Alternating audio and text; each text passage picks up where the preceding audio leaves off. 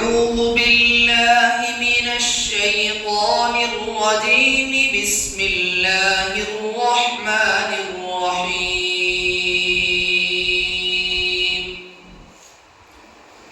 ما كان للمشركين أن يعمروا مساجد الله شاهدين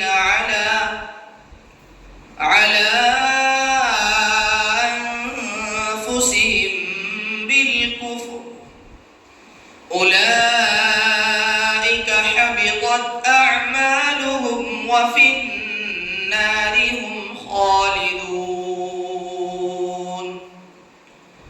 إنما يعمر مساجد الله من آمن بالله واليوم الآخر وأقام الصلاة وآتى الزكاة ولم يخش إلا الله،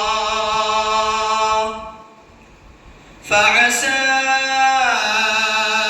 أولئك أن يكونوا من المهتدين. أجعلتم سقاية الحاج وعمارة المسجد الحرام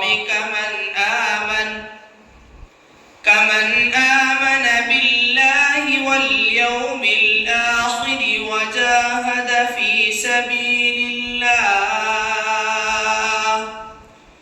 لا يستوون عند الله والله لا يهدي القوم الظالمين.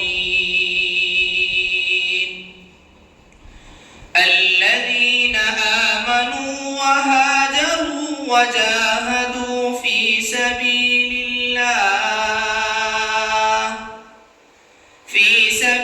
الله بأموالهم وأنفسهم أعظم درجة عند الله، وأولئك هم الفائزون.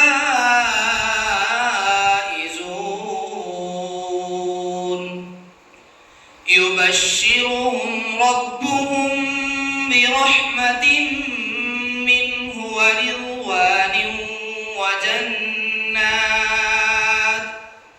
وجنات لهم فيها نعيم مقيم خالدين فيها أبدا.